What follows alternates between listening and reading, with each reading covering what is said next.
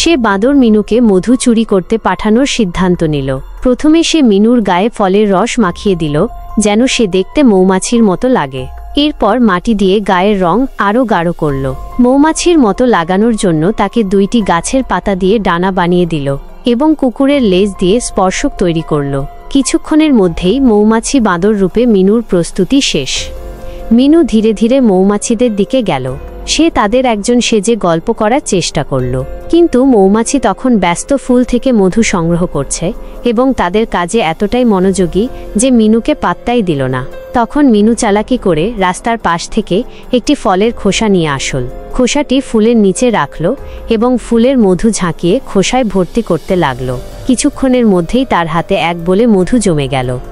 এদিকে মৌমাছিদের দলনেতা সবাইকে মৌচাকে ফিরে আসার নির্দেশ দিল।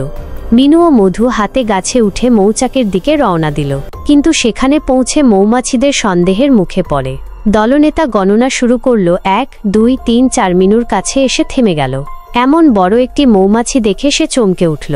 তবে মিনুর এত মধু সংগ্রহ দেখে সব মৌমাছি অবাক। তারা মিনুর মধু নিয়ে গেল এবং তাকে উপহার হিসেবে মধু খাওয়ার জন্য দিল। মিনু তখন বান্টুকে ডাকল এবং উপহার পাওয়া মধুর কিছুটা তার সাথে ভাগ করে নিল। এত সুস্বাদু মধু খেয়ে বান্টুরও মৌমাছি সাজার শখ হলো।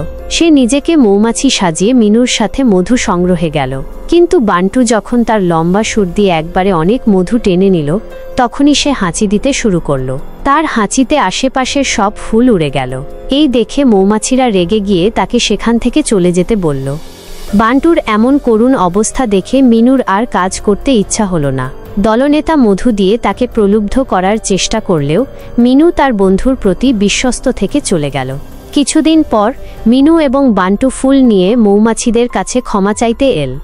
মৌমাছিরা তাদের ভুলে ক্ষমা করে দিল এবং সবাই মিলে বন্ধুত্বের বন্ধনে আবদ্ধ হল। তারা একসাথে মধু খেল এবং সুখে শান্তিতে সময় কাটাল।